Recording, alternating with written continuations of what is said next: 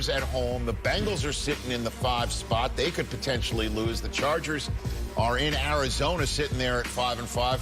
The Jeff Saturday Colts still in the mix. And in the NFC, the Vikings are sitting right now right behind the Eagles, who, as we know, have the Packers on Sunday Night Football. The Seahawks are currently your 7th seed, with the Giants having lost to the Cowboys.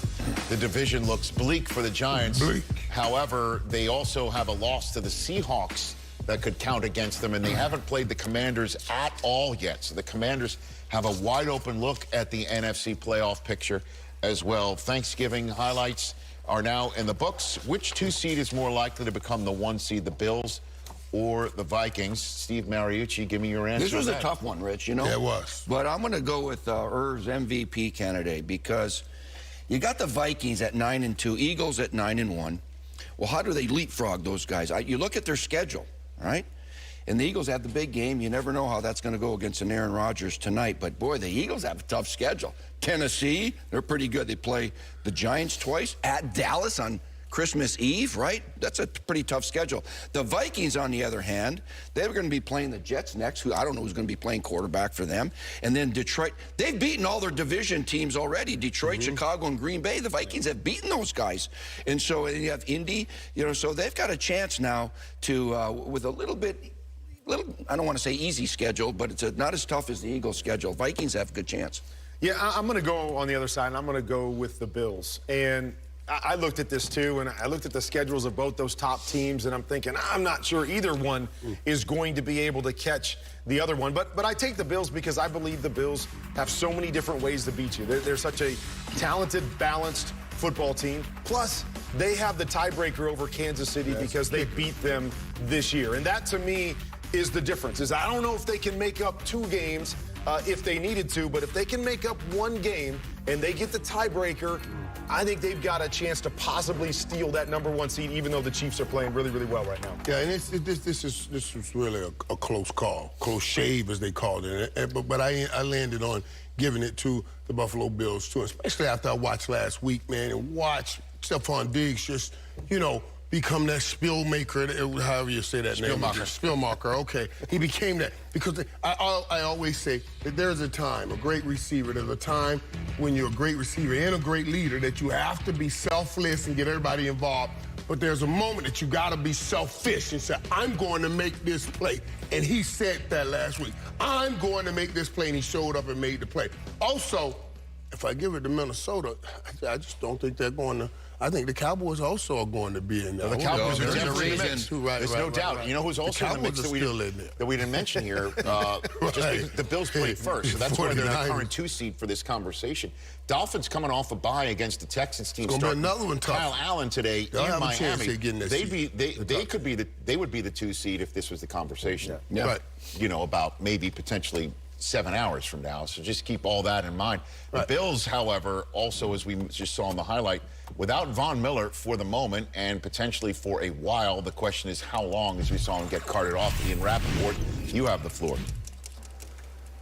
Rich, Von Miller has already been ruled out for the Bills' Thursday game against the Patriots, which is not good news, but also may not be as bad a news as it seemed at the time. Anytime a guy gets ruled out immediately, always terrible.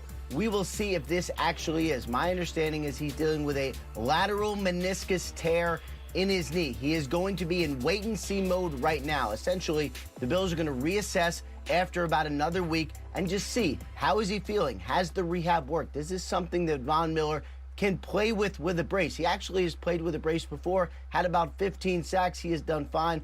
Or is this something where the knee is not responding well and he needs season-ending surgery? So a big decision, big outcome coming for the Bills. Meanwhile, the Cincinnati Bengals are still waiting for their star, Jamar Chase, still dealing with a hip injury, a labral tear, and other injuries to that hip.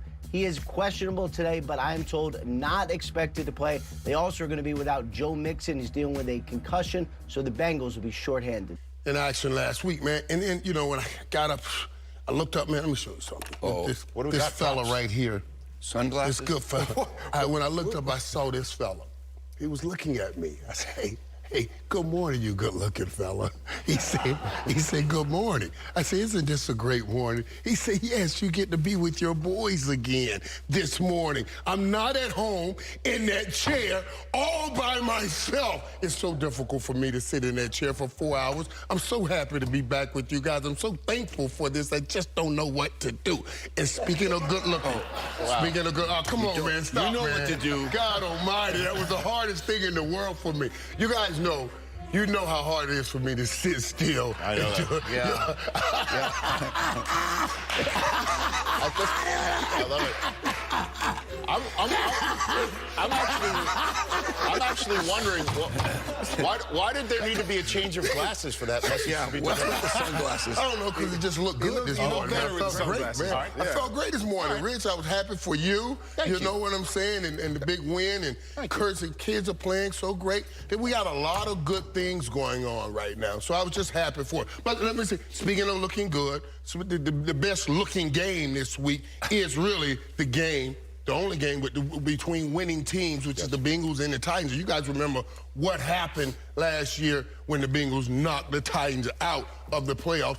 That's the best looking game. That's the storyline outside of how good I look. I was going to say, I didn't think we were going to get to any football. Right. I thought the storyline was just going to be how good you look I know, this morning. but I looked that good. We got to football. I felt that good, too. I felt good. We got there. Baltimore is in Jacksonville while the Bengals visit the Titans as the AFC North appears to be a two-team race entering the Thanksgiving weekend Sunday. And to kick off our reporter whip around is Mike Giardi in Nashville. Mike? Good to be back. For the first time since January, the Titans and Bengals will play again, a rematch of their divisional round playoff game in which the Bengals stunned the Titans, the #1 seed. But don't talk to Mike Vrabel about this being a revenge game. That is clearly the furthest thing from his mind. He went around the locker room and said, raise your hand if you weren't here last year. More than half the guys had their hands up. He said, a different team, a different year. We have to play Titans football this year. Now to James Palmer in Philadelphia. Well, thank you, Mike. Rain is expected in the forecast this evening in Philadelphia, and Aaron Rodgers dealing with that broken right thumb over the last few weeks, working on a lot of grip exercises on the football. Now, I also this week talked to Eagles cornerback Darius Slay, who's played Rodgers 15 times in his career. He told me watching the film, he could tell something was off with Rodgers these last few weeks, but he also said he's the GOAT. He can beat you playing through anything. Now let's go to Sarah Walsh in Cleveland.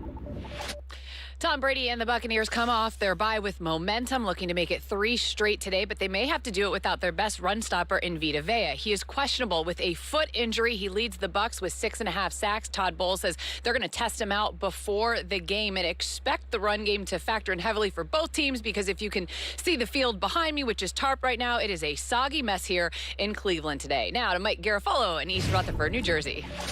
Zach Wilson against Justin Fields, a matchup of 2 first-round quarterbacks.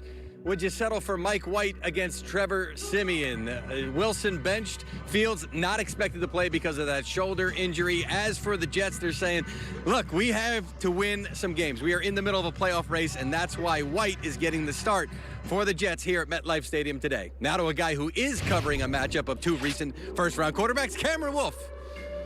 Thanks, Mike. Lamar Jackson and the Ravens finally have good injury news. Their quarterback is good to go today despite a hip injury. He also will have a quartet of playmakers for him to play. Gus Edwards, his running back, receivers DeMarcus Robinson and Devin Duvernay, and veteran receiver Deshaun Jackson, all expected to play to spark a Ravens passing attack and keep atop that AFC North. Now to Ian Rapoport with some news. Thanks, Cam. Matthew Stafford out today for the Los Angeles Rams. Young quarterback Bryce Perkins gets the start. Here's my understanding of Matthew Stafford's health. The Rams have no plans, sources say, to shut him down. In fact, his health is improving. The numbness in his legs that he was dealing with from a stinger, that has gone away. He is feeling a lot better. He's in the NFL's concussion protocol, but did not actually get diagnosed with a concussion. They just put him in there out of an abundance of caution. He is feeling better, and when cleared, should play. Meanwhile, another quarterback who should play, Kyler Murray, is officially back for the Arizona Cardinals. 12. Thanks, Rich. Joe Burrow is the gift that keeps on giving, both as a player and for his personality. Earlier this week, the quarterback was asked what he learned about himself with Jamar Chase being sidelined, and he said, nothing really. He said, I am who I thought I was, and he said it with a smirk. who he is one of the best playmakers in the National Football League. He's pushed this Bengals offense to 30 or more points in 4 of their last 5 games, mostly without Chase. When I talked to his teammate, safety Jesse Bates, he said his energy, Burrow's energy, uplifts the entire team. He said, quite frankly, it's a vibe that we have with Joe Burrow. He said the only way you can understand it if you were in the locker room with us. Back to you, Rich. And they're getting some vibes.